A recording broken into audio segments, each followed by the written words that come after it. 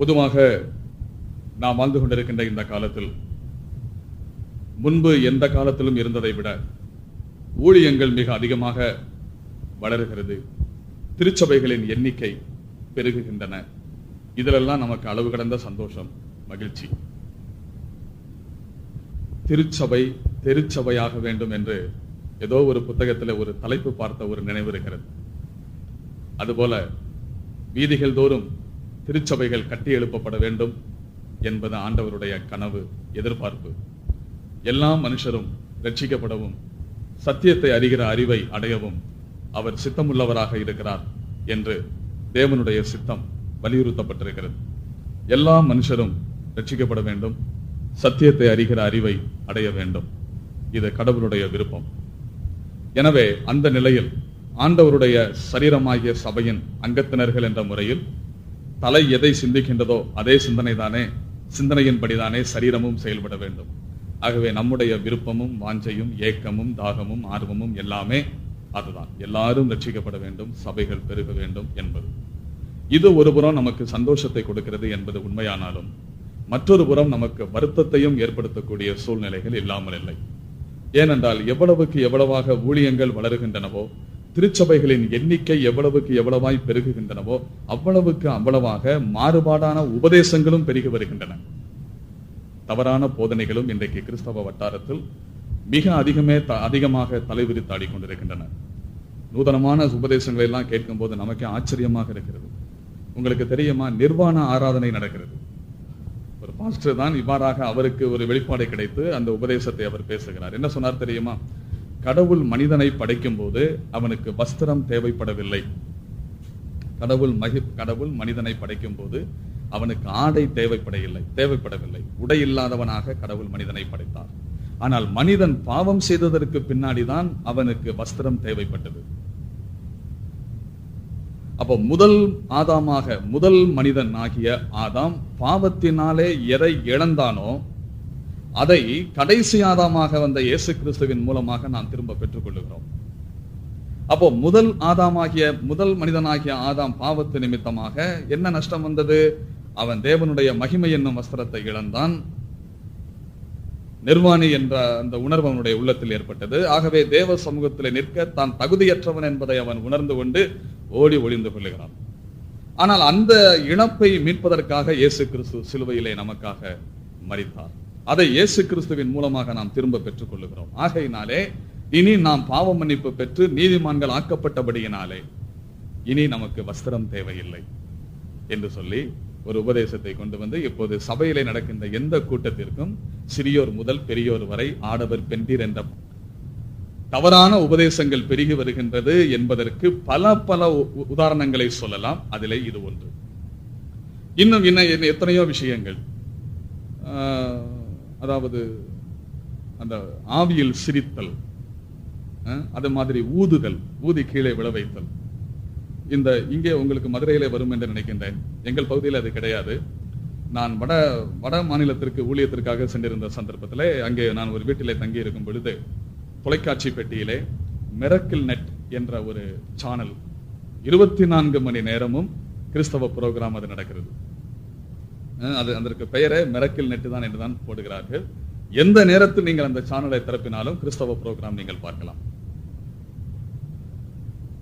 அதிலே நான் ஒரு நிகழ்ச்சியை கண்டேன். அது ரொம்ப வியப்பாக இருந்தது.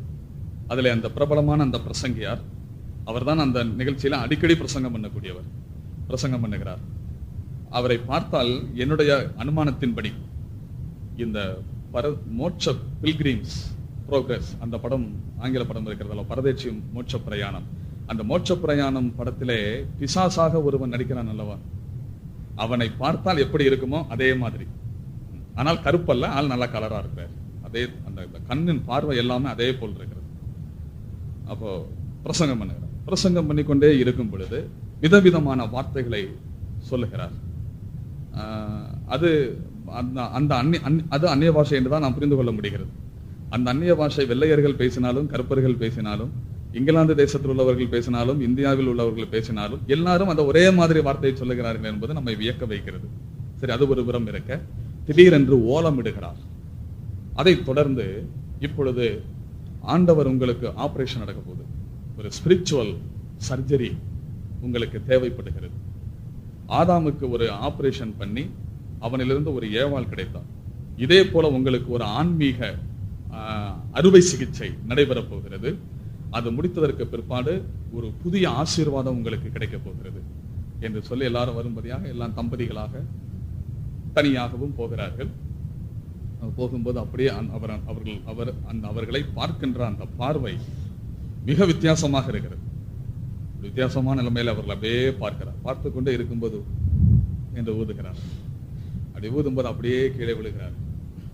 உடனே பின்னாலே அதற்கென்று தன்னார்வ தொண்டர்கள், வாலண்டியர்ஸ் இருக்கிறார்கள். அவர்களை அப்படி தாங்கி பிடித்து படுக்க வைக்கிறார்கள். அப்படி கீழே படுக்க வைக்கப்பட்ட அவர்கள் என்ன செய்கிறார்கள், அந்த சிறிது நேரம் கழித்து கீழே விழுந்தவர்கள் எழுந்திருப்பதற்கு முயற்சிக்கிறார்கள் அல்லவா. முயற்சிக்கும் பொழுது எழும்பக்கூடாது என்ற கட்டளை இடுகிறார்கள். அந்த ஆபரேஷன் இன்னும் முடியவில்லை. இதை பார்த்து கொண்டே இருக்கிற நேரத்தில் திடீரென்று இந்த பிரசங்கியார் போனார். படுத்திருக்கின்ற அதை மட்டும் ரொம்ப க்ளோஸ் அப்ல காட்டுறான். ரொம்ப ரொம்ப பக்கத்துல அவருடைய ஷூ கூட அப்படியே மின்னுது. நல்லா பாலிஷ் பண்ணியிருக்கிறாரு. அப்ப அவர் படுத்திருக்கிற மல்லாந்து படுத்திருக்கிற அந்த நபருடைய நெஞ்சிலே காலை வைத்து ஷூவோட அந்த காலை இப்படியே அழுத்தம் கொடுக்கிறார், சவிட்டுகிறார், மிதிக்கிறார். இப்படியெல்லாம் பலவிதமான போதனைகள். அடுத்த சிறிது நேரத்தில் பார்த்தால் எல்லாம் ஒன்று போல உட்கார்ந்து ஒன்று போல அழுகிறார்கள். அப்புறம் எல்லாம் ஒன்று போல் சிரிக்கிறார்கள். இதெல்லாம் பார்க்கும்போது வேடிக்கையாக இருந்தது. இப்படி வித்தியாசமான போதனைகள் எல்லாம் வந்து கொண்டிருக்கின்றன.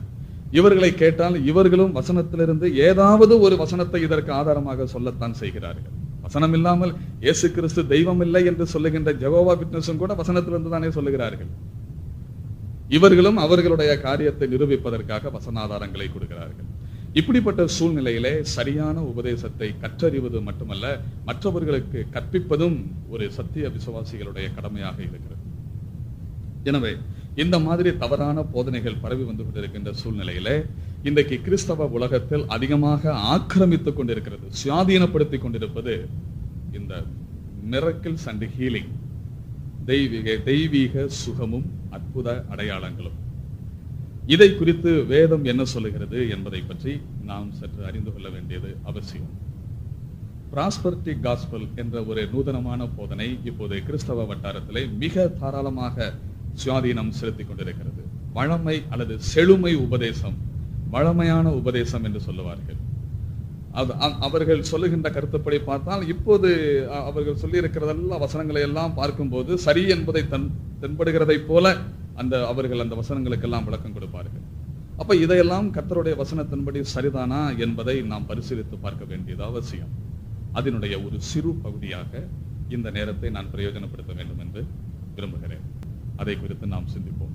இப்பொழுது நாம் சிந்திக்க போவது வியாதியும் தெய்வீக சுகமும். முதலாவதாக வியாதியை பற்றி சில விஷயங்களை நாம் பார்ப்போம். வியாதியை பற்றி நாம் சிந்திக்கும் போது நாம் தெரிந்து கொள்ள வேண்டிய முதல் குறிப்பு, வியாதி தேவனிடத்திலிருந்து வருகிறதில்லை. வியாதியை தேவன் கொடுக்கிறதில்லை என்பதை நாம் புரிந்து கொள்ள வேண்டும். இன்னொரு விதத்திலே சொல்ல போனால், வியாதிக்கு காரணர் தேவன் அல்ல. வியாதியை தேவன் கொடுக்கிறதில்லை. வியாதி தேவனிடத்திலிருந்து வருகிறதும் இல்லை. இதற்கான ஆதாரங்களை சொல்லுகிறேன், கேளுங்கள். நம்பர் 1, பாருங்கள். ஒன்றை நான் ஒருவருக்கு கொடுக்கிறேன் என்றால், பிரதர் ஞானகுருவுக்கு நான் ஒன்றை கொடுக்கிறேன் என்றால் அது என்னிடத்தில் இருக்க வேண்டும். என்னிடத்தில் இல்லாத ஒன்றை நான் இன்னொருவருக்கு கொடுக்க முடியாது.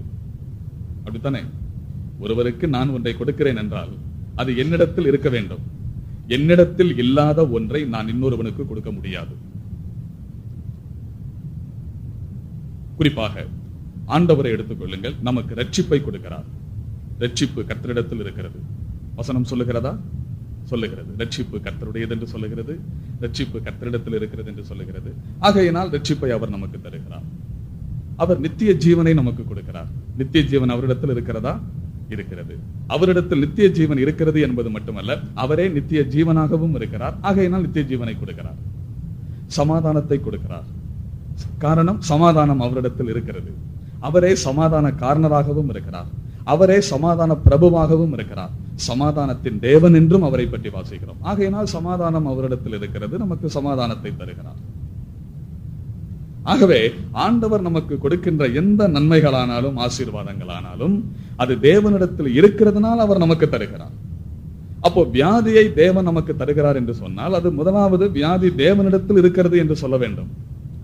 தேவனிடத்தில் வியாதி இருக்கிறதா என்று கேட்டால் பதில் இல்லை என்பதுதானே பொருள். இல்லை என்பதற்கு என்ன ஆதாரம்? யாக்கோபு 1:17 நம் எல்லாருக்கும் தெரிந்த வசனம். நன்மையான எந்த ஈவும் பூரணமான எந்த வரமும் பரத்திலிருந்து உண்டாகி சோதிகளின் பிதாவினிடத்திலிருந்து இறங்கி வருகிறது. நன்மையான எந்த ஈவும் பூரணமான எந்த வரமும் பரத்திலிருந்து உண்டாகி ஜோதிகளின் பிதாவினிடத்தில் இருந்து வருகிறது. அப்ப இந்த வசனத்தினுடைய கருத்து என்ன, சுருக்கம் என்ன? நன்மையானவைகள் எல்லாம் தேவனிடத்திலிருந்து வருகிறது என்று பொருள். அப்ப நன்மையானவைகள் எல்லாம் தேவனிடத்திலிருந்து வருகிறது என்று பட்டவர்த்தனமாக வேத புத்தகம் கூறும்போது வியாதி தேவனிடத்திலிருந்து வருகிறது என்று சொல்லுவது இந்த வேத வசனத்திற்கு முரணாக தென்படவில்லையா? வியாதி நன்மை அல்லவே. வியாதியை நன்மைக்கு ஏதுவானதாக தேவன் மாற்ற பண்ணுகிறார் என்பது வேறொரு விஷயம். வியாதி நன்மை அல்ல, ஆனால் வியாதியை நன்மைக்கு ஏதுவானதாக தேவன் மாற பண்ணுகிறார் என்பது ஒரு விஷயம். ஆனால் வியாதி தன்னில் தானே நன்மையானது அல்ல என்பதை நாம் புரிந்து கொள்ள வேண்டும். ஆகவே நன்மையானவைகள் மட்டுமே தேவனிடத்திலிருந்து வருகிறபடியினாலே வியாதி தேவனிடத்திலிருந்து வருகிறதில்லை என்பது விளங்குகிறது. இனி அடுத்த குறிப்பாக நாம் பார்க்கும்போது தேவனிடத்தில் வியாதி இல்லை என்பதனாலேதான் சிருஷ்டிப்பில் வியாதி கிடையாது. ஆதியாகமம் முதல் 2 அதிகாரங்களில் சிருஷ்டிப்பை குறித்து நாம் வாசிக்கின்றோமே, அந்த சிருஷ்டிப்பிலே வியாதியை நாம் பார்க்கிறோமா? இல்லை. ஆண்டவர் மிக நேர்த்தியா எல்லாவற்றையும் படைத்தார். படைத்து முடித்த ஆண்டவர் ஆதியாகமம் 1:31 வாசிக்கிறோம். தாம் சிருஷ்டித்த எல்லாவற்றையும் தேவன் கண்டார், அது மிகவும் நன்றாய் இருந்தது என்று சொல்லப்பட்டிருக்கிறது. தேவனால் சிருஷ்டிக்கப்பட்ட சிருஷ்டிப்புகளிலே மனுஷன் தனிமையாய் இருப்பது நல்லதல்ல என்று கண்டார் என்று சொல்லுகின்ற அந்த ஒரு காரியத்தை தவிர வேற எந்த விஷயத்திலையும் அவர் நல்லதல்ல என்று சொல்லக்கூடிய எதுவுமே இல்லை என்பதை நாம் அறிகிறோம். சிருஷ்டிப்பிலே வியாதி இல்லை. வியாதி மனுஷனுடைய பாவத்திற்கு பின்னாலே தான் வந்தது என்பது நமக்கு தெரியும். அது மட்டுமல்ல, 1000 வருட அரசாட்சியிலே வியாதி இருக்க போவதில்லை. வேதம் மிக திட்டமாக போதிக்கிறது. 1000 வருட அரசாட்சியிலே வியாதி இருக்காது. 1000 வருட அரசாட்சியிலே வியாதி இருக்காது என்பது மட்டுமல்ல, பரலோகத்திலும் வியாதி கிடையாது. புதிய எருசலேம் நகரத்திலே நாம் போய் வாழ்வோம் அல்லவா? புதிய எருசலேமின் அனுபவத்தை பற்றி வெளிப்படுத்தின விசேஷம் 21ஆம் அதிகாரத்திலே சொல்லும் போது என்ன சொல்லி இருக்கிறது? அங்கே அலறுதல் இல்லை, அங்கே வருத்தம் இல்லை, அங்கே அழுகை இல்லை, அங்கே கண்ணீர் இல்லை, அங்கே சாபம் இல்லை, மரணம் இல்லை என்று சொல்லப்படுகிறது. அதே மாதிரி அங்கே வியாதி இல்லை என்று ஒரு வார்த்தை தெளிவாக எழுதாவிட்டாலும் அலறுதல் இல்லை என்று சொல்லுவதிலிருந்தும், கண்ணீர் இல்லை என்று சொல்லுவதிலிருந்தும், வருத்தம் இல்லை என்று சொல்லுவதிலிருந்தும், மரணம் இல்லை என்று சொல்லுவதிலிருந்தும் இவைகளோடு தொடர்புடைய வியாதி இல்லை என்பது அதில் அண்டர்ஸ்டூட் ஆகிறது அல்லவா? ஆகையினாலே சிருஷ்டிப்பில் வியாதி இல்லை, 1000 வருட அரசாட்சியில் வியாதி இருக்க போவதில்லை, பரலோகத்திலும் வியாதி இல்லை. காரணம் என்ன? தேவனிடத்தில் வியாதி இல்லை. ஆகையினால் வியாதிக்கு காரணர் தேவன் என்பதும் தேவனிடத்திலிருந்து வியாதி வருகிறது என்றும் சொல்லுகிறது சரியல்ல. ஆகையினாலே சோதிக்கப்படுகிற எவனும் தான் தேவனால் சோதிக்கப்படுகிறேன் என்று சொல்லக்கூடாது. வியாதியா இருக்கிறவன் தேவன் எனக்கு இந்த வியாதியை கொடுத்திருக்கிறார் என்று சொல்லக்கூடாது. சரி, அப்ப வியாதி தேவனிடத்திலிருந்து வருகிறதில்லை என்று கண்டோம். அடுத்த கேள்வி, வியாதி தேவனிடத்திலிருந்து வருகிறதில்லை என்பதற்கு இன்னொரு 1-2 ஆதாரத்தை கூட நான் சொல்லுகிறேன். மத்தேயு எழுதின சுவிசேஷத்தில் ஆண்டவர் சொல்லுகிறார், தம்முடைய போதனையிலே சொல்லுகிறார், உங்களில் யாராவது தன்னுடைய பிள்ளை, உங்களுடைய மகன் மீனை கேட்டால் பாம்பை கொடுப்பானா? அப்பத்தை கேட்டால் கல்லை கொடுப்பானா? பொல்லாதவர்களாகிய நீங்கள் உங்களுடைய பிள்ளைகளுக்கு நன்மையானவைகளை தர அறிந்திருக்கும் போது, அல்லது நன்மையானவைகளை தரும் போது, இப்படியே வருகிறது. நல்ல ஈவுகள், இன்னொரு இடத்துல நன்மையானவைகளே வருது. நன்மையானவைகளை அல்லது நல்ல ஈவுகளை கொடுக்கும் போது பரமபிதா நன்மையானவைகளை அருளாமல் இருப்பாரோ என்று கேட்கிறார். அப்ப நன்மையானவைகளை மட்டுமே தேவன் கொடுக்கிறார் என்பது அங்கே உள்ளங்கை நெல்லிக்கனியாகிறது. ஆகவே வியாதி தேவனிடத்திலிருந்து வருகிறதில்லை என்பதை நாம் அறிகிறோம். வியாதிக்கு தேவன் காரணர் அல்ல. அப்படியானால் வியாதி எங்கே இருந்து வருகிறது என்பது அடுத்த வினா. வியாதி எப்படி வருகிறது, எங்கே இருந்து வருகிறது என்பது அடுத்த கேள்வியாகிறது. இதற்கு முதல் பதில் வியாதி சாத்தானிடத்திலிருந்து வருகிறது. இதற்கு எப்படி ஆதாரம்? யோபினுடைய அனுபவத்தை இதை நாம் சொல்லலாம். யோபினுடைய அனுபவத்தை பற்றி நாம் வாசிக்கும் போது 2ஆம் அதிகாரத்தை நீங்கள் வாசித்து பார்த்தால் தெரியும். உச்சந்தலையிலிருந்து உள்ளங்கால் வரைக்கும் கொடிய புண்களினாலே, பருக்களினாலே சாத்தான் அவனை வாதித்தான் என்றே சொல்லப்பட்டிருக்கு. அப்படியே எழுதியிருக்கிறது. உச்சந்தலையிலிருந்து உள்ளங்கால் வரைக்கும் சாத்தான், கொடிய பருக்களினாலே சாத்தான் அவனை வாதித்தான் என்று சொல்லப்பட்டிருக்கிறது. அப்ப வியாதி சாத்தானிடத்திலிருந்து வருகிறது என்பதற்கு யோபினுடைய ஒரு அனுபவம் முன்னுதாரணமாக இருக்கிறது. அடுத்து அப்போஸ்தலனாகிய பவுலின் அனுபவமும் இதை உறுதிப்படுத்துகிறது. அப்போஸ்தலனாகிய பவுல் 2 கொரிந்தியர் 12ஆம் அதிகாரத்திலே 7 முதல் உள்ள வசனங்களை வாசித்து வரும்போது அவர் சொல்லுகின்றார், எனக்கு உண்டான வெளிப்படுத்தல்களை குறித்து நான் மேன்மை பாராட்டாதபடிக்கு என்னுடைய சரீரத்திலே ஒரு முள் கொடுக்கப்பட்டிருக்கிறது. அது என்னை குட்டுகின்ற சாத்தானுடைய தூதனாயிருக்கிறது. என்னில் இருக்கின்ற அந்த முள் நீங்கும்படி, அந்த பலவீனம் நீங்கும்படி 2-3 தரம் நான் தேவனிடத்தில் ஜெபித்தேன், வேண்டிக் கொண்டேன். ஆனால் ஆண்டவர் என்ன சொன்னாராம்? என் கிருபை உனக்கு போதும் என்று சொன்னார் என்று வாசிக்கிறோம். அந்த இடத்துல என்னுடைய சரீரத்திலே ஒரு முள் கொடுக்கப்பட்டிருக்கிறது என்று சொல்லுகிறார். அது சாத்தானுடைய தூதனாய் இருக்கிறது என்று சொல்லுகிறார். அது பலவீனம் என்று சொல்லுகிறார். பவுலப்போஸ்தலன் அதை இன்னும் கொஞ்சம் கூட தெளிவாக அது என்ன வியாதி, என்ன பலவீனம் என்று குறிப்பிட்டு சொல்லி இருந்தால் வீண் ஆராய்ச்சி நமக்கு வந்திருக்காது. அவர் அன்றைக்கு அப்படி சொல்லாமல் விட்டு விட்டதினாலே அவர் செத்து போன நாளையில இருந்து ஆராய்ச்சி பண்ண ஆரம்பிச்சுட்டாங்க. அவருடைய மரணத்துக்கு பின்னாடி இருந்து இதுவரைக்கும் அவருடைய சரீரத்தில் இருந்த அந்த வியாதி என்ன, அந்த முள் என்ன, அந்த பலவீனம் என்ன என்பதை குறித்து சிந்திக்காத ஆராய்ச்சியாளர்களே கிடையாது. ஆனால் பலரும் பலவிதமான கருத்துக்களை சொல்லுகிறார்கள். சிலர் சொல்லுகிறார்கள் பவுலப்போஸ்தலனுக்கு கண் பார்வை சரியாக தெரியாது, அதை பற்றித்தான் அவர் அங்கே குறிப்பிடுகிறார் என்று. அதற்கும் வசனத்தில் ஆதாரங்கள் இருக்கின்றன. இருக்கலாம், பவுலப்போஸ்தலன் காலமெல்லாம் கண் பார்வை சரியா தெரியாதவராகத்தான் இருந்தார் என்பதற்கு அநேக சான்றுகள் வேதத்திலே இருக்கின்றதை நாம் அறியலாம். குறிப்பாக பிலேமோனுக்கு அப்போஸ்தலனாகிய பவுல் நிருபம் எழுதும் போது சொல்லுகிறார், ஒனேசிமுவுக்காக பரிந்து பேசி எழுதுகின்ற ஒரு கடிதம் தானே பிலேமோனுக்கு எழுதின நிருபம். அந்த நிருபத்திலே சொல்லுகிறார், இவன் உமக்கு அநியாயம் செய்ததும், ஒனேசிமுவாகிய இவன் பிலேமோனாகிய உமக்கு அநியாயம் செய்ததும் உம்மிடத்தில் கடன்பட்டதும் உண்டானால், 19ஆம் வசனம், அதை என் கணக்கிலே வைத்துக் கொள்ளும். பவுலாகிய நான் அதை செலுத்தி தீர்ப்பேன், என் சொந்த கையினால் இதை எழுதுகிறேன் என்று சொல்லுகிறார். பவுலப்போஸ்தலனுடைய நிருபங்கள் எல்லாம் அவருடைய கைப்பட எழுதியிருக்குமே, ஆனால் என் சொந்த கையினாலே இதை எழுதுகிறேன் என்ற அந்த இடத்தை மட்டும் அவர் சிறப்பித்து சொல்லுவதற்கு என்ன காரணம்? அவசியம் இருந்திருக்காதல்லவா? அப்போ இதை என் சொந்த கையால் எழுதுகிறேன் என்று சொல்லுவதிலிருந்து பிற நிருபங்கள் அவர் சொந்த கையினாலே எழுதவில்லை என்பது விளங்குகிறது. அப்படியானால் அவரால் எழுதப்பட்ட நிருபங்கள் எல்லாம் எப்படி எழுதப்பட்டது? பவுலப்போஸ்தலன் டிக்டேட் பண்ணுவார், சொல்லுவார், அவருடைய உடன் ஊழியர்கள் அதை எழுதி கொண்டிருப்பார்கள். அவர் சொல்ல சொல்ல அவருடைய உடன் ஊழியர்கள் அதை எழுதுவார்கள். அப்படித்தான் ரோமர் நிருபத்தை வாசித்து பார்த்தால் இதற்கான ஆதாரத்தை நீங்கள் பார்க்கலாம். ரோமர் 16ஆம் அதிகாரம் 22வது வசனம் என்று நினைக்கின்றேன். அங்கே வாசிக்கின்ற நேரத்தில் அப்போஸ்தலனாகிய பவுல் சொல்லுகிறார், அந்த ஜனங்களுக்கு வாழ்த்துதல், ரோமாபுரியாருக்கு வாழ்த்துதல் சொல்லும் போது இப்படி ஒரு வசனம் வருகிறது, இந்த நிருபத்தை எழுதுகின்ற தெர்த்தியுமாகிய நான் உங்களை வாழ்த்துகிறேன் என்று சொல்லப்பட்டிருக்கிறது.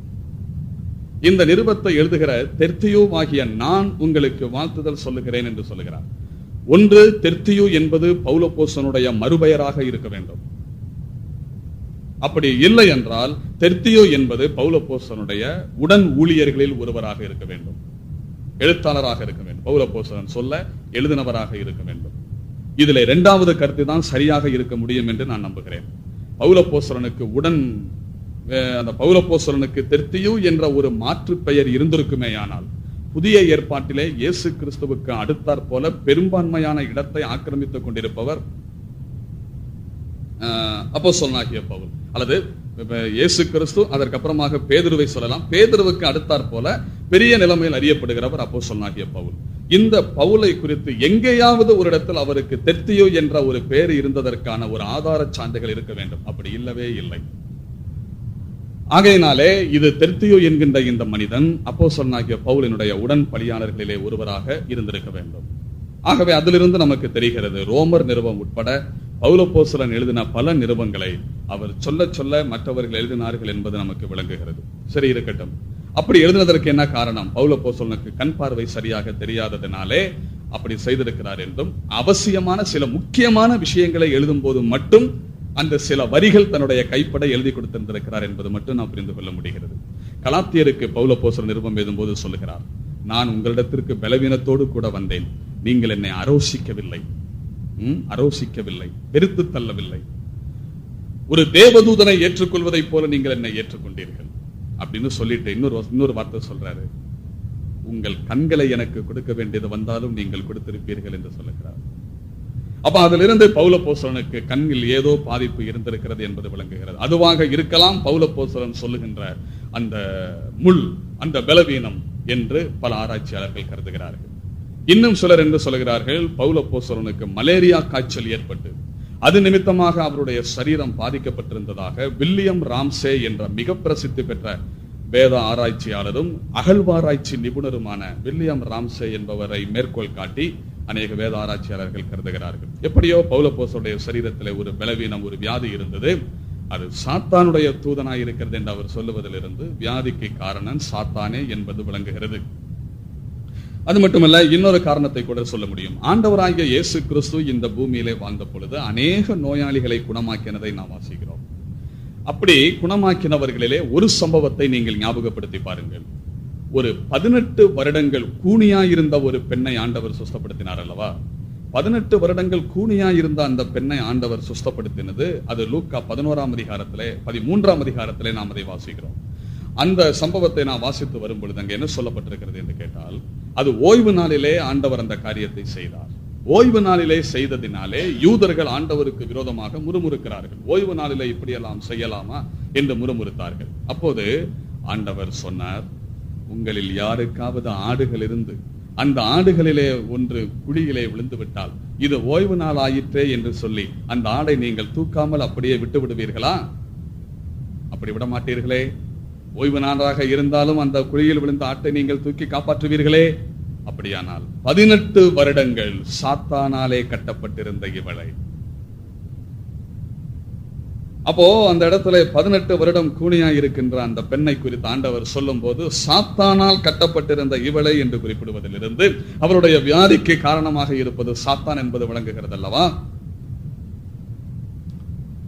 அடுத்து இன்னொரு குறிப்பை நான் பார்க்க முடியும். ஆண்டவராகிய இயேசு கிறிஸ்து நோயாளிகளை குணமாக்கும் பொழுது பல விதத்திலே குணமாக்கி இருக்கிறார். அதிலே ஒன்று வார்த்தைகளினாலே குணமாக்கினார் என்பதை நாம் அறியலாம். அதிலே நீங்கள் லூக்கா எழுதின சுவிசேஷத்தை நீங்கள் வாசித்து பார்த்தால் சில உண்மை தெரிய வரும். அதாவது, ஒரு மனிதனுக்கு பிசாசு பிடித்திருந்தது. அவனை ஆண்டவர் விடுதலை செய்யும் போது அவனிடத்திலிருந்து பிசாசு அவனை விட்டு நீங்கும்படி கட்டளையிட்டார் என்று சொல்லப்பட்டிருக்கிறது. இன்னொரு அதற்கு அடுத்தாற் போல ஒரு நோயாளியை குணமாக்குகின்ற சந்தர்ப்பத்தில் அந்த நோய் அவனை விட்டு நீங்கும்படி அதற்றினார் என்று சொல்லப்பட்டிருக்கிறது.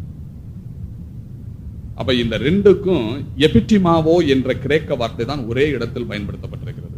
அப்போ சாத்தானை விரட்டுவதற்கு என்ன சொல்லை ஆண்டவர் பயன்படுத்துகிறாரோ அதே சொல்லைத்தான் நோயை நீக்குவதற்காகவும் பயன்படுத்துகிறார் என்பதை நாம் அறிகிறோம். ஆகையினாலே இரண்டையும் ஆண்டவர் ஒன்றோடு ஒன்று தொடர்புடையதாக கண்டிருக்கிறார் என்பது நமக்கு விளங்குகிறது.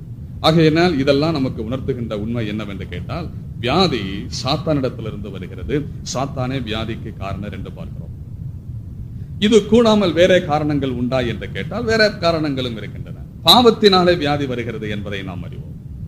அதனாலேதான் ஆண்டவர் அநேக வியாதிஸ்தர்களை சுகமாக்குகின்ற சந்தர்ப்பத்திலே பாவத்தையும் சம்பந்தப்படுத்தி பேசுகிறார் என்பதை நாம் அறியலாம். ஒரு திமிர்வாதக்காரனை ஆண்டவரிடத்திலே கொண்டு வந்தார்கள். அவனுடைய சரீரம் சுகம் பெறுவதற்காக அவனிடத்திலே கொண்டு வந்த பொழுது ஆண்டவர் அந்த திமிர்வாதக்காரனை பார்த்து சொன்னார், உன் வியாதி நீங்கிற்று, உன் படுக்கை எடுத்துக்கொண்டு நட என்று சொல்லவில்லை. உன் பாவங்கள் உனக்கு மன்னிக்கப்பட்டது, உன் படுக்கை எடுத்துக்கொண்டு நட என்று சொன்னார். அப்ப வியாதியாக வந்தவனை பார்த்து வியாதி நீங்கிற்று, படுக்கை எடுத்துக்கொண்டு நட என்று சொல்லாமல் பாவம் நீங்கிற்று, மன்னிக்கப்பட்டது, படுக்கை எடுத்துக்கொண்டு நட என்று சொல்லுவதனாலே பாவத்திற்குனாலே வியாதி வந்திருக்கிறது என்பது புரிகிறது அல்லவா? இனி இன்னொரு மனிதனை குறித்து நான் வாசிக்கிறோம். ஒரு மனிதன் 38 வருடங்கள் வியாதி உள்ளவனாக இருந்தான். பெதஸ்தா குளக்கரை தான் தனக்கு தஞ்சம் என்று அவன் அங்கே இருக்கிறான். அவனுடைய வியாதிக்கு வயசு இயேசு கிறிஸ்துவனுடைய வயசை விட கூட அல்லவா? இயேசு கிறிஸ்துவே 33.5 ஆண்டுகள் தான் வாழ்ந்தார். ஆனால் அவனுடைய அந்த வியாதிஸ்தனுக்கு வியாதியினுடைய வயசு 38 வருடங்கள். அப்ப அவனுக்கு இந்த சுகம் கிடைக்கின்ற சந்தர்ப்பத்தில் அவன் எத்தனை வயது உள்ளவனாக இருந்தானோ நமக்கு தெரியாது. அப்போ அந்த வியாதிஸ்தனை ஆண்டவர் பார்த்து அவனை சுஸ்தப்படுத்தினார். சுகப்படுத்தினதற்கு அப்புறமாக அவனை பார்த்து சொல்லுகின்றார், உனக்கு அதிக கேடு வராதபடிக்கு இனி பாவம் செய்யாதே என்று சொல்லுகிறார். அப்போ இனி உனக்கு கேடு வராதபடிக்கு இனிமேல் நீ பாவம் செய்யாதே என்று சொல்லுவதிலிருந்து இதுவரையிலும் நீ சரீரத்திலே பாதிக்கப்பட்ட இந்த வேதனை இந்த வியாதிகளுக்கெல்லாம் காரணம் உன்னுடைய பாவம் தான் என்பது விளங்குகிறது அல்லவா? அப்போ பாவத்தினாலே வியாதி வருகிறது என்பதை நாம் அறிகிறோம். பாவத்தினாலே வியாதி வருகிறது என்று சொல்லும் போது அதை 2 பிரிவாக நாம் பிரிக்கலாம். ஒன்று, ஆதாம் செய்த பாவத்து நிமித்தமாக அடுத்து ஆதாமினுடைய சந்ததியாக இருக்கின்ற மனிதர்கள் எல்லாம் பாவம் செஞ்சாலும் செய்யாவிட்டாலும் அவர்களுக்கு வியாதி வரும். இன்னொன்னு, அவர்களுடைய சொந்த பாவ செயல்களினாலே வியாதி வரும். சிலர் சொல்லுவார்கள், ஐயா நான் ஒரு தப்பும் செய்யவில்லை, ஒரு பாவமும் செய்யவில்லை, எனக்கு விவரம் தெரிந்த நாளிலிருந்து நான் மனசாட்சிக்கு விரோதம் இல்லாமல் நேர்மையாக நடந்து கொண்டிருக்கிறேன், நான் கூட பாவிதானா என்று அநேகர் கேட்பார்கள். பார்த்தீர்களா? அப்படி கேட்டிருக்கிறீர்கள். அநேகர் சொல்லுவார்கள், நீங்கள் என்ன பாவி பாவி என்று சொல்லுகிறீர்கள், உங்களெல்லாம் விட நாங்கள் நன்றாகத்தான் இருக்கிறோம். பிறருடைய பொருளை அபகரித்திருக்கிறோமா, கொள்ளையடித்திருக்கிறோமா, திருடி இருக்கிறோமா, தவறாக நடக்கிறோமா, பொய் சொல்லுகிறோமா? நீங்கள் வேதக்காரர்களாவது தேவைப்பட்டால் பொய் சொல்லி விடுவீர்கள், உடனே போய் மன்னிப்பு கேட்டு விடுவீர்கள், அந்த ஒரு தைரியம் உங்களுக்கு இருக்கிறது. ஆனால் எங்களுக்கு அப்படி இல்லை, நாங்கள் அப்படியெல்லாம் பொய் சொல்ல மாட்டோம் என்றெல்லாம் சொல்லி தாங்கள் நேர்மையாக வாழ்வதாக சொல்லுவார்கள். ஒரு சின்ன உயிர் பிராணிக்கு கூட நாங்கள் சேதம் விளைவித்தது கிடையாது என்று சொல்லுவார்கள். இப்படிப்பட்ட நாங்களும் கூட பாவிகள் தானா, எப்படி நீங்கள் அப்படி சொல்ல முடியும் என்று கேட்பார்கள். இந்த மாதிரி உள்ள டயலாக் நம்ம அடிக்கடி கேள்விப்படலாம். ஆனால் அவர்கள் வேதத்தின் அடிப்படையிலே நான் பார்க்கும்போது மனிதன் பாவம் செய்ததனால் இப்போது பாவியா இருக்கவில்லை. இன்னும் கொஞ்சம் கூட சொல்ல போனால் பாவம் செய்து பாவியானவர்கள் உலகத்திலேயே 2 பேர் மட்டும்தான். பாவம் செய்து பாவிகள் ஆனவர்கள் உலகத்திலே 2 பேர் மட்டும்தான், ஆதாமும் ஏவாளும். இவர்களை தவிர மற்றவர்கள் எல்லாருமே பாவிகளாய் இருப்பதினாலே பாவம் செய்கிறார்கள். அவர்கள் 2 பேரும் தான் பாவம் செய்து பாவிகளானார்கள். மற்றபடி மற்றவர்கள் எல்லாருமே பாவிகளாய் இருப்பதினாலே பாவம் செய்கிறவர்களாக இருக்கிறோம். அதானே வித்தியாசம். ஒரு தென்னை மரம் இருக்கிறது, அது தேங்காய் காய்ப்பதினாலே அது தென்னை மரமாக ஆவதில்லை, அது தென்னை மரமாக இருப்பதினால் தேங்காய் கொடுக்கிறது அல்லவா? ஒரு மாமரத்தை எடுத்துக்கொள்ளுங்கள், அது மாங்காய் காய்க்கிறதுனால் மாமரமாக மாறிவிடுகிறது, அப்படியா? இல்லை, அது மாமரமாக இருப்பதினாலே அது மாங்காய் காய்க்கிறது. அது மாங்காய் காய்க்கலாம், காய்க்காமலும் இருக்கலாம், ஆனால் அது மாமரம் தான். அது மாதிரி மனிதன் பாவம் செய்யலாம், செய்யாமலும் இருக்கலாம், ஆனால் அவன் பாவிதான். அவன் பிறப்பிலேயே பாவியாக இருக்கிறான் என்பதை நாம் அறிகிறோம். எனவே அந்த நிலைமையிலே நாம் பார்க்கும்போது பாவத்தினாலே வியாதி வருகிறது என்று சொல்லுகின்ற வேளையிலே ஆதாம் ஏவாள் செய்த பாவத்து நிமித்தமாக ஏற்பட்ட சாபங்களில் ஒன்றாக வியாதி இருக்கிறபடினாலே இந்த நிலைமையில் இந்த சரீரத்திலே வாழ்கின்ற எல்லாருக்கும் அந்த வியாதி வருகிறது. இனி அவரவர்களுடைய தனிப்பட்ட பாவத்தினாலும் வியாதி வருகிறது. இதற்கு விசுவாசிகளும் விதிவிலக்கல்ல, விசுவாசிகளுக்கும் வியாதி வருகிறது. நாம் ரட்சிக்கப்பட்டவர்களானாலும் மீட்கப்பட்டவர்களானாலும் தேவனுடைய பிள்ளைகளானாலும் இந்த மாமிச சரீரத்திலே தான் இன்னும் இருக்கிறோம். ஆவியிலே ரட்சிக்கப்பட்டு விட்டோம், உண்மை. ஆத்மாவிலே ரட்சிக்கப்பட்டுக் கொண்டிருக்கிறோம், உண்மை. ஆனால் சரீரம் இன்னும் மீட்கப்படவில்லை. ஆகையினாலே ரட்சிக்கப்படாத ஒரு அவிசுவாசிக்கு சரீரத்திலே என்னவெல்லாம் பலவீனங்கள் இருக்கின்றனவோ, என்னவெல்லாம் வியாதிகள் இருக்கின்றனவோ அதெல்லாம் நமக்கும் இருக்கிறது என்பதை நாம் மறந்துவிடக்கூடாது, வரும் என்பதை மறந்துவிடக்கூடாது. சில வியாதிகள் வேண்டுமானால் விசுவாசிகளுக்கு வராமல் இருக்கலாம். எப்படி? இப்ப இந்த பால்வினை நோய்கள் இருக்கிறது அல்லவா, தகாத உறவுகளின் மூலமாக ஏற்படக்கூடிய வியாதிகள், இது வேண்டுமானால் விசுவாசிகளுக்கு வராமல் இருக்கலாம். ஏனென்றால் விசுவாசிகள் அந்த மாதிரி செய்ய மாட்டோம். அப்படி செய்யாமல் கடவுளுக்கு பயந்து நேர்மையாக ஒழுக்கமாக பரிசுத்தமாக வாழ்கிறதினாலே இந்த மாதிரி தகாத உறவுகள் மூலமாக வரக்கூடிய வியாதிகள் வேண்டுமானால் வராமல் இருக்கலாம். ஆகையினாலே இந்த மாதிரி உள்ள வியாதிகள் வேண்டுமானால் வராமல் இருக்கலாம். பாருங்கள், ஆனால் அது கூட நமக்கு 100% சரி என்று சொல்ல முடியாது. எப்படி என்று கேட்டால், இப்பொழுது உலகம் முழுவதற்கும் சிம்ம சொப்பனமாக இருப்பது எய்ட்ஸ் என்ற ஒரு பயங்கரமான உயிர்கொல்லி நோய். ஆனால் எய்ட்ஸ் நோய் தவறான உறவின் நிமித்தமாக வரக்கூடிய வியாதி என்று பொதுவாக கருதப்படுகிறது. ஒரு காலத்தில் கருதப்பட்டது, இப்போதும் அந்த எண்ணம் இருக்கிறது என்றாலும் அது உண்மை அல்ல. அது உண்மையினுடைய ஒரு பகுதி மட்டும்தான். எவ்வளவோ நல்லவர்களுக்கும் எய்ட்ஸ் நோய் வருகிறது. திடீரென்று பாருங்கள், ஒருவன் விபத்துக்குள்ளாகிவிட்டான். அவனுடைய உடலில் இருந்த ரத்தமெல்லாம் வெளியேறிவிட்டது. உடனே அவனை அவசரமாக தூக்கி கொண்டு போய் ஆஸ்பத்திரியில் அட்மிட் செய்து அவனுக்கு அவசர தீவிர சிகிச்சை அளிக்கின்ற நேரத்தில் உடம்பிலே ரத்தமெல்லாம் போனதுனாலே ரத்தம் கொடுக்க வேண்டியதாக இருக்கிறது. அவனுக்கு கொடுக்கப்படுகின்ற அந்த ரத்தத்தை டொனேட் பண்ண மனிதன் எய்ட்ஸ் நோயாளியாக இருந்தால் அந்த எய்ட்ஸ் நோயை அவனுக்கு வந்து விடுகிறது அல்லவா? அப்ப அதனாலே அவன் தவறானவன் என்று முடிவு கட்ட முடியாது. அதனாலே எய்ட்ஸ் நோயாளி என்ற ஒரு வார்த்தையை, எய்ட்ஸ் நோயாளியை கண்டாலே அவன் நடத்தை கட்டவன் என்ற அந்த தவறான எண்ணத்தை மாற்றிவிட வேண்டும். இன்னும் சிலருக்கு பாருங்கள், அந்த இன்ஜெக்ஷன் போடும் பொழுது அந்த நீடில் சரியாக சுத்தம் பண்ணப்படாமல் இருந்தால், கூடுமான வரைக்கும் நீங்கள் மருத்துவமனைக்கெல்லாம் போனால் ஊசி போட்டுக் கொள்ளாதீர்கள், ஊசி போடாதீர்கள். இப்பொழுது ஒரு மனுஷனுக்கு சராசரி ட்ரீட்மெண்ட்டுக்கு என்னென்ன மருந்துகள் தேவைப்படுகின்றனவோ அந்த மருந்துகள் எல்லாம் டேப்லெட் வடிவத்திலே கேப்சூல்ஸாக, டேப்லெட்டாக மற்றும் சிறப்பாக வந்திருக்கிறது. அவைகளை கூடுமான வரைக்கும் நீங்கள் யூஸ் பண்ண வேண்டும். ரொம்ப தவிர்க்க முடியாத சிலவற்றுக்கு இன்ஜெக்ஷன் போட்டுத்தான் ஆக வேண்டியது இருக்கிறது, வேற வழி இல்லை. அதற்காகத்தான் இப்ப என்ன செய்வாங்க, யூஸ் அண்ட் த்ரோ. ஒரு நபர் குட்டி விட்டு அடுத்த துறை இருந்து விடுகிறார்கள் அந்த நீடிலையும் அந்த சிரிஞ்சிலையும். சில கஞ்சாம்பட்டி டாக்டர்கள் அதை சுத்தம் பண்ணி மறுபடியும் 2வது 3வது நபருக்கு போட ஆரம்பிப்பார்கள் என்று சொன்னால் அங்கே சிக்கல் வந்து விடுகிறது. அதனாலே அப்படியும் வருகிறது. இப்படியெல்லாம் பாவத்தினாலே வியாதி வருகிறது என்பதை நாம் அறிகிறோம். இன்னும் சில காரணங்கள் இருக்கிறது. சுற்றுப்புற சூழல் மாசுபடிதல், இயற்கையில ஏற்படும் தட்பவெப்ப சூழ்நிலையினுடைய மாறுபாடு, பருவகாலங்களுடைய மாற்றம், இவைகளினாலெல்லாம் வியாதி வருகிறது என்பதை நாம் அறிகிறோம். சரி, இருக்கட்டும். இப்படியெல்லாம் வியாதிகள் வருவதற்கு பல காரணங்கள் இருக்கிறது. ஆனால் நிச்சயமாய் வியாதி தேவனிடத்திலிருந்து வருகிறது இல்லை என்பதை நாம் அறிவோம். இப்படி பல காரணங்கள் எல்லாம் சொன்னாலும் கூட இதற்கெல்லாம் ரூட்டு, ஆரம்ப மூல காரணன் சாத்தான் தான் என்பதை நாம் அறிந்து வேண்டும். அவனிடத்திலிருந்து தான் வியாதி வருகிறது என்பதை நாம் அறிந்து கொள்ள வேண்டும். இவ்வளவு நான் சொல்லிக் கொண்டு வரும்போது உங்களுக்கு சில நியாயமான சந்தேகங்கள் வரக்கூடும். அதையும் கூட தெளிவுபடுத்த வேண்டியது என்னுடைய கடமை அல்லவா? யாத்ராகமம் 15ஆம் அதிகாரம் 26வது வசனத்தை பாருங்கள். யாத்ராகமம் 15ஆம் அதிகாரம் 26வது வசனத்தை வாசிக்கும் போது அங்கே இதுவரைக்கும் நாம் சிந்தித்து வந்து கொண்டிருக்கின்ற கருத்துக்கு மாறுபட்டதாக அந்த வசனம் இடம்பெறுவதை நீங்கள் பார்க்க முடியும். பாருங்கள்.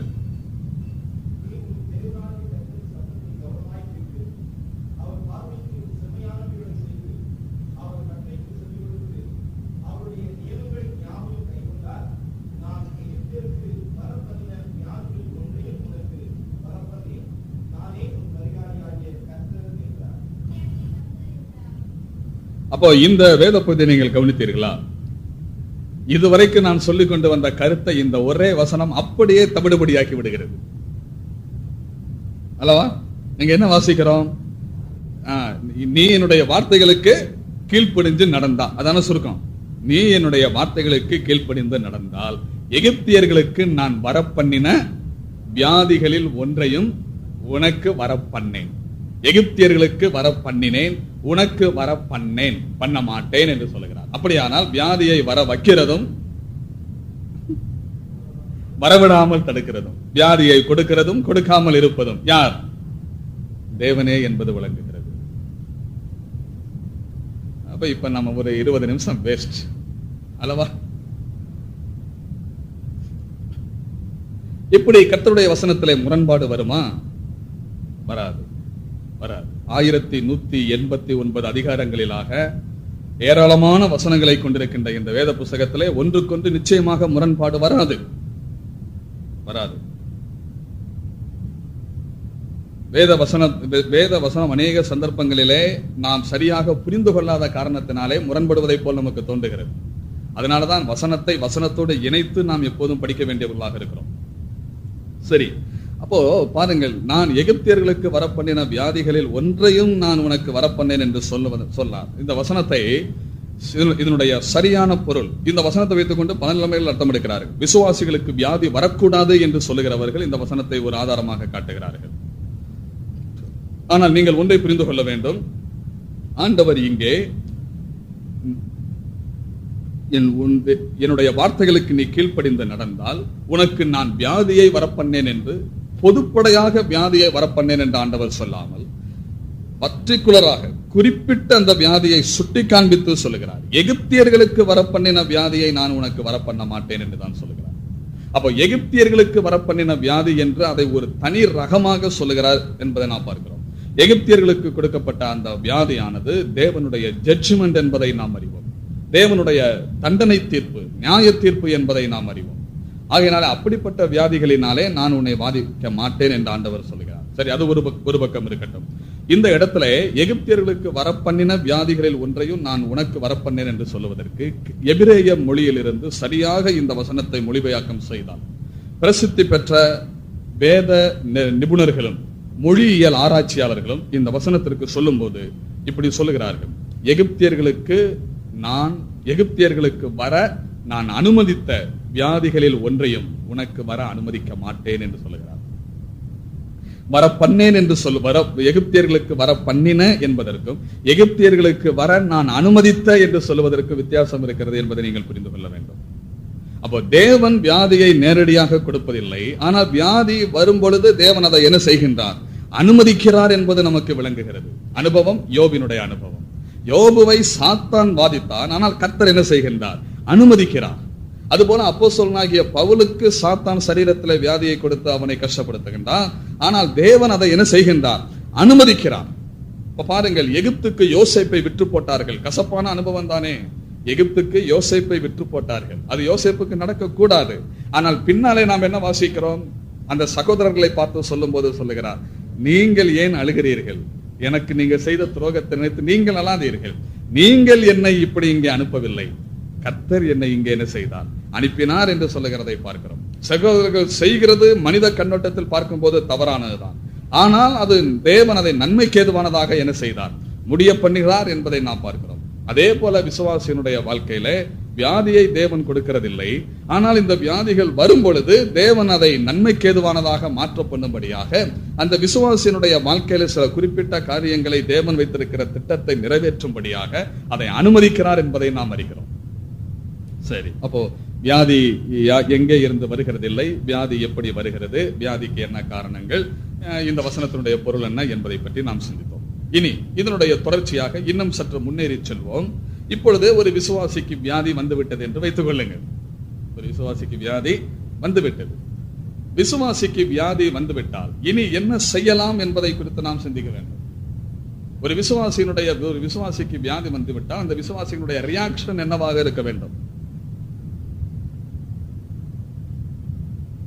வேதம் சொல்லுகிறது, விசுவாசிக்கு வியாதி வந்தால் விசுவாசிகள் ஜெபிக்கலாம். அதுல தப்பே கிடையாது. இல்ல, ஆண்டவர் அவனின்றி அணுவும் அசையாது, அவனின்றி அணுவும் அசையாது என்பதை போல ஆண்டவர் அறியாமல் என் வாழ்க்கையில எதுவும் நடக்காது. ஆண்டவரே எனக்கு இந்த வியாதியை கொடுத்திருக்கும் பொழுது அவர் சித்தம் எதுவோ அது என் வாழ்க்கையில் நடக்கட்டும் என்று சொல்லிவிட்டு வாழா இருந்து விடலாமா? சும்மா இருந்து விடலாமா? ஜெபம் பண்ணாமல் இருந்து விடலாமா? இல்லை, ஜெபிக்கலாம். ஜெபிப்பதற்கு வேத புத்தகம் நமக்கு அறிவுரை கூறுகிறது. பிலிப்பியர் 4ஆம் அதிகாரத்தில் என்ன வாசிக்கிறோம்? நீங்கள் ஒன்றை குறித்தும் கவலைப்படாமல் எல்லாவற்றையும் குறித்து ஸ்தோத்திரத்தோடு கூடிய விண்ணப்பத்தோடு வேண்டுதலோடும் தேவனுக்கு தெரியப்படுத்தும். அப்போ நீங்க ஒன்றை குறித்தும் கவலைப்படாமல் எல்லாவற்றையும் குறித்து தேவனுக்கு தெரியப்படுத்துங்கள் என்று சொல்லுவதிலிருந்து வியாதி வந்தால் கூட நாம் கவலைப்படாமல் வியாதியை குறித்து என்ன செய்ய வேண்டும்? தேவனிடத்தை ஜெபம் பண்ண வேண்டும் என்று நாம் பார்க்கிறோம். நமக்காக நாமே ஜெபம் பண்ணுவது மட்டுமல்ல, பிறருக்காகவும் ஜெபிக்கலாம் என்பதையும் நாம் அறிகிறோம். அந்த 3 யோவான் எழுதின 3வது நிருபத்தை பாருங்கள். அதிலே காயு என்ற அந்த சகோதரனுக்காக அப்போஸ்தலனாகிய யோவான் ஏறெடுக்கிற ஒரு ஜெபத்தை நாம் பார்க்கிறோம். 3 யோவான் 2வது வசனம், பிரியமானவனே, உன் ஆத்துமா வாழ்கிறது போல நீ எல்லாவற்றிலும் வாழ்ந்து சுகமாய் இருக்கும்படி உனக்காக நான் வேண்டுகிறேன் என்று சொல்கிறார். அப்போ பிறருடைய சுகத்துக்காக, நன்மைக்காக ஜெபிக்கலாம் என்று நாம் பார்க்கிறோம். சரி, இப்போ வியாதி வரும் பொழுது விசுவாசிகள் தனக்குத்தானே வியாதி வரும் பொழுது தானே ஜெபிக்கலாம் என்றும், பிறருக்கு வியாதி வருகின்ற நேரத்தில் பிறருக்காகவும் ஜெபிக்கலாம் என்று நாம் அறிகிறோம். இப்படி ஜெபிப்பதினாலே சிகிச்சை செய்வதா கூடாதா என்ற ஒரு கேள்வி எழக்கூடும். ஒரு விசுவாசிக்கு சிகிச்சை செய்வது தவறு என்று கருதுகிறவர்களும் இருக்கிறார்கள். எனக்கு ஒரு ஊழியக்காரரே தெரியும். தன்னுடைய சபையிலே இருக்கக்கூடிய ஒரு விசுவாசி ரொம்ப நெருக்கடியான ஒரு சூழ்நிலையிலே ஆஸ்பத்திரிக்கு போய் சிகிச்சை எடுத்து விட்டார், மருந்து சாப்பிட்டு விட்டார் என்ற ஒரே காரணத்திற்காக அவரை அப்பம்பிக்குதலில் இருந்து அந்த போதகர் விலக்கி வைத்து விட்டார். இது எவ்வளவு பெரிய கொடுமை பாருங்கள். ஆப்கானிஸ்தானிலே மதத்தின் பேரிலே நடக்கின்ற கொடுமையை விட இது பயங்கரமான கொடுமையாகத்தான் இருக்கிறது. நல்ல உத்தமமான விசுவாசிகள், நல்ல விசுவாசிகள். ஆனால் ஆஸ்பத்திரியில போய் ட்ரீட்மெண்ட் எடுத்து விட்டார்கள்ங்கிற காரணத்திற்காக அப்பம் கொடுக்கவில்லை, அவர்களை அந்த ஐக்கியத்தில் இருந்து விலக்கி வைத்து விட்டார். ஆனால் இத்தனைக்கும் இந்த போதகர் கண்ணாடி போட்டிருக்கிறார். கண்ணாடி போடுவது ட்ரீட்மெண்ட் தானே, அது சிகிச்சை இல்லையா? சிகிச்சை செய்வது பாவம் என்று சொன்னால் நம்ம எதுவுமே பண்ண முடியாது. குழம்பு வச்சு சாப்பிடக்கூடாது, ஏன்னா குழம்புல சீரகம் செய்யறது. சீரகம் மெடிசன் அல்லவா? கடுகு மெடிசன் அல்லவா? மருந்து தானே. பூண்டு மருந்து அல்லவா? வெந்தயம் மருந்து அல்லவா? இதெல்லாம் மருந்தா சாதாரண சாப்பிடுறதா? எப்படி நினைக்கிறீங்க?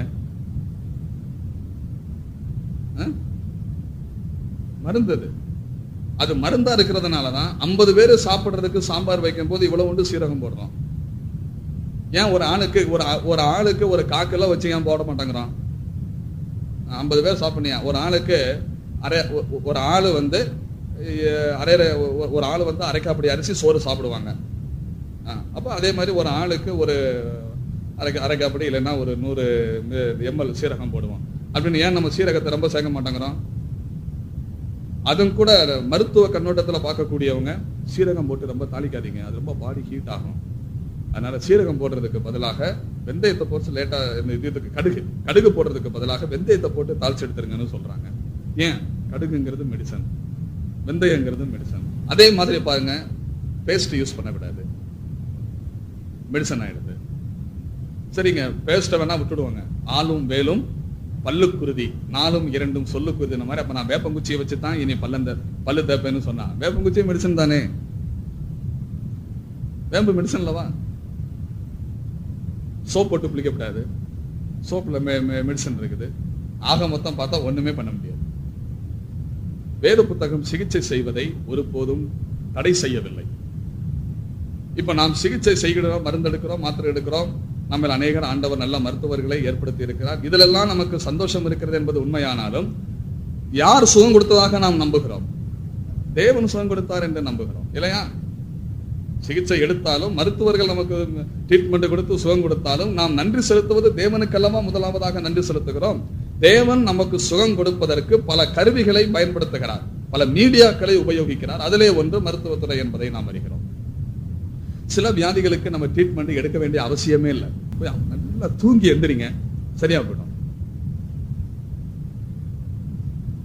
அல்லவா? சில வியாதிகளுக்கு வெறும் ரெஸ்ட் மட்டும் கொடுத்தா தன்னாலே அந்த உடல் அந்த இயல்பு நிலைமைக்கு திரும்பிடும்.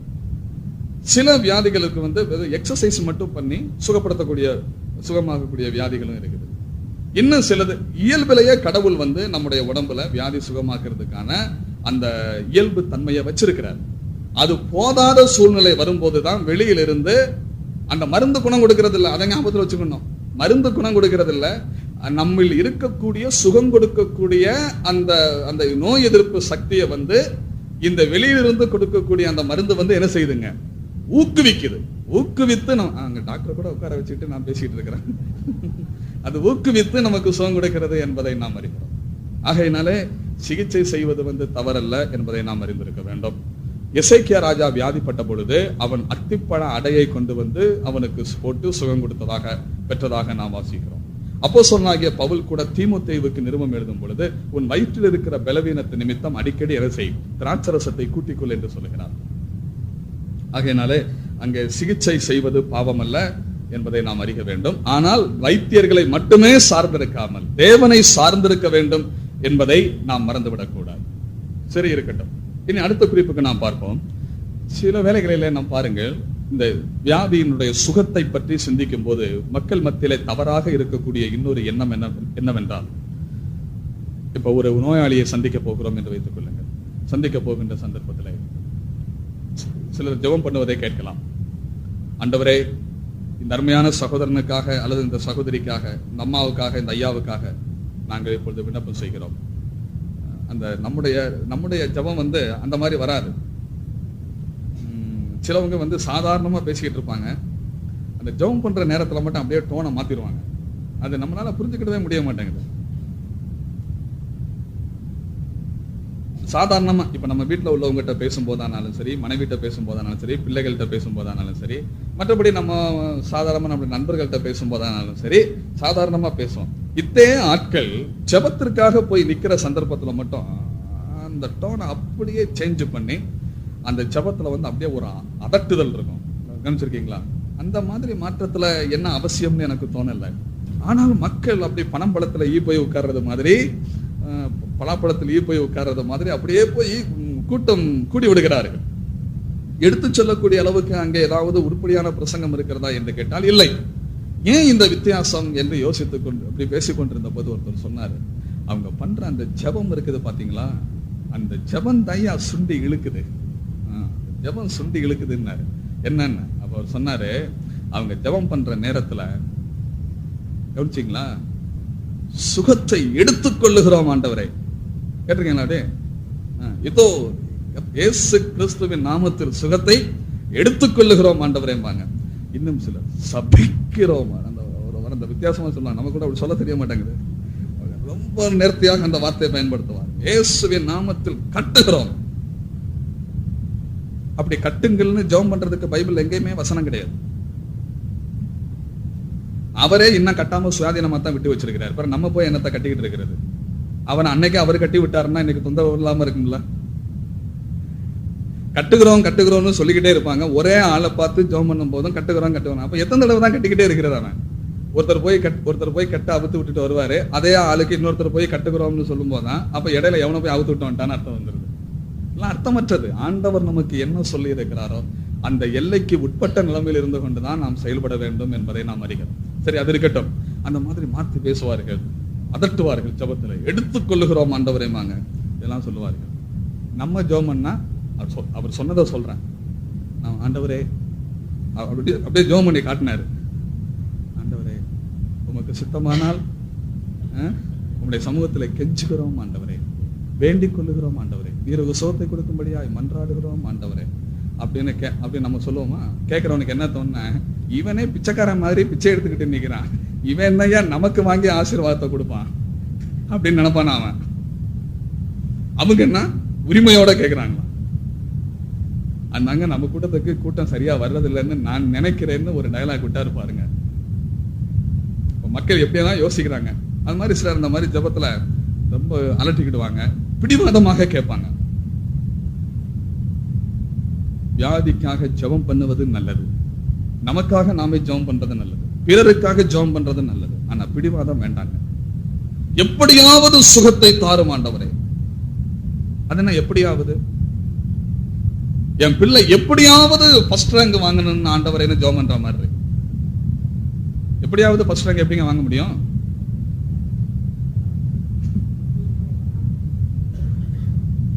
நல்லா படிக்கணும். ஆண்டவரே என்னுடைய மகள் அல்லது என்னுடைய மகன் நன்றாக படிக்கக்கூடிய ஆர்வத்தை அவனுக்கு தாரும், படிக்கக்கூடிய காரியங்கள் அவனுடைய மனதிலே தங்குவதற்கு நல்ல நினைவாற்றலை கொடுத்துடணும். அப்படியெல்லாம் ஜெபம் பண்ணுங்க. நல்லா படிச்சு மார்க் வாங்குறதுக்கு உதவி செய்யுங்க. அப்படி ஜெபம் பண்ணுவோம். எப்படியாவது வேண்டாம். அதே மாதிரி எப்படியாவது சுகத்தை தாரும். ஒரு விசுவாசி போராடி சுகத்துக்காக வலுக்கட்டாயமாக போராடி ஜெபிக்கலாமா? கூடாது, கூடாது, தப்பு. அது நமக்கு நன்மையாக முடியாது. அதை நான் கொஞ்சம் அடுத்த செய்தியில ஒரு குறிப்பை சொல்லிட்டு அதுக்கப்புறம் நான் பின்னால சொல்றேன். இப்ப நான் சொல்ல விரும்புற விஷயம், ஜெபம் பண்ணும்போது ஆண்டவரே இந்த அருமையான சகோதரனுக்காக, இந்த சகோதரிக்காக நாங்கள் உம்மை நோக்கி ஜெபிக்கிறோம் ஆண்டவரே. இவர்களுக்கு ஆண்டவரே நீர் சுகமாக்க வல்லமை உள்ள தேவனாய் இருக்கிறபடினால் துதிக்கிறோம். நீரே எங்களுடைய பரிகாரியாகிய கர்த்தராய் இருக்கிறபடினால் உம்மை துதிக்கிறோம். நான் உன் பரிகாரியாகிய கர்த்தர் என்று நீர் வாக்குரைத்தீரே. உம்முடைய வாக்கு தத்தத்தை நம்பி இப்போது உம்முடைய சமூகத்திலே வந்து நிற்கிறோம். நீர் எங்களுடைய பாவங்கள், சாபங்கள், ரோகங்கள் எல்லாம் சிலுவையிலே சுமந்தீர். அதற்காக நாங்கள் உம்மை ஸ்தோத்திரிக்கிறோம். அவர் தாமே நம்முடைய பாடுகளை ஏற்றுக்கொண்டு நம்முடைய நோய்களை சுமந்தார். அவருடைய தழும்புகளால் குணமாகிறோம் என்று நாங்கள் வாசிக்கிறோமே ஆண்டவரே. எங்களுடைய பாவங்கள், சாபங்கள், வியாதிகள் எல்லாவற்றையும் நீர் சிலுவையிலே சுமந்து தீர்த்தபடியினால் உம்மை ஸ்தோத்திரிக்கிறோம். இந்த ஜெபம் தப்பு. இந்த ஜெபம் தப்பு. இயேசு கிறிஸ்து நம்முடைய வியாதிக்காக சிலுவையிலே மரிக்கவே இல்லை. இயேசு கிறிஸ்து சிலுவையிலே மரித்தது நம்முடைய பாவங்களுக்காக மட்டும்தான் மரித்தார். சிலுவையிலே சுமந்தது நம்முடைய பாவங்களைத்தான் சுமந்தார், நம்முடைய வியாதியை சுமக்கவில்லை. நம்முடைய வியாதியை அவர் சிலுவை மரணத்திற்கும் வியாதிக்கும் தெய்வீக சுகத்துக்கும் சம்பந்தமே கிடையாது. அதை நீங்கள் புரிந்து கொள்ள வேண்டும். அப்ப ஒரு சந்தேகம் வரும், ஏங்க சிலுவை மரணத்துக்கும் நம்முடைய நோயை இயேசு கிறிஸ்து சிலுவையில சுமந்து தீர்த்தார்னு சொல்றதுக்கும் சம்பந்தம் இருக்குதே, நீங்க என்ன அப்படி இல்லைன்னு சொல்றீங்க? ஏசாயா 53ஆம் அதிகாரத்துல தானே சொல்லி இருக்கிறது. அந்த எடுத்து வச்சிருக்கிறாரு பாருங்க. ஏசாயா 53ஆம் அதிகாரம். இயேசு கிறிஸ்துவின் சிலுவை மரணம் என்று சொன்னாலே நம்முடைய மனதிலே பளிச்சென்று வந்து நிற்கின்ற முக்கியமான அதிகாரங்களிலே ஒன்னு ஏசாயா 53. அப்ப இயேசு கிறிஸ்துனுடைய சிலுவை பாடுகள் மரணத்தை பற்றி நினைக்கும் போதே நம்முடைய சிந்தனை